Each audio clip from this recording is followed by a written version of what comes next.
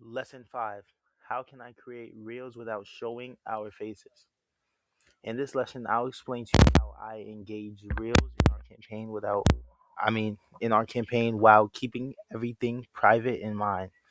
Why this slide matters. This slide helps the viewer understand how to convey messages creatively and effectively, even without personal appearances, ensuring clarity and accessibility in communication.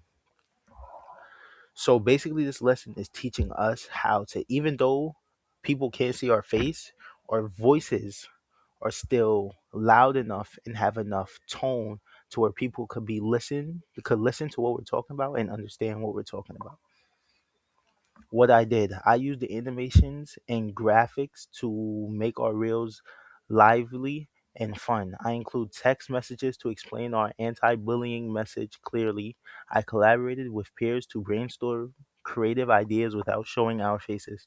Why this slide matters. It shows your process, not just your result, helping others see how you approach the task and encourage them to think of their own creative solution. Yeah, so basically on this slide, what I was trying to say was you could use different, like you don't only have to use your loud voice and tone, if you're a shy, you could use animations, graphics.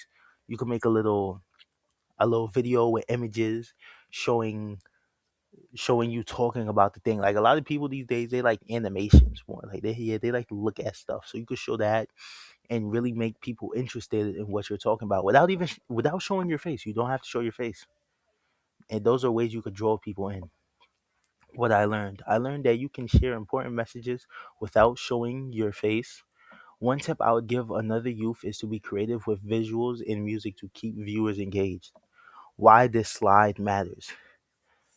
This is where teaching happens.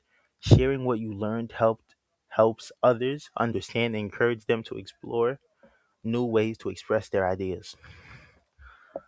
I This slide, what it was basically trying to say is everything I talked about. Showing your face, using visuals.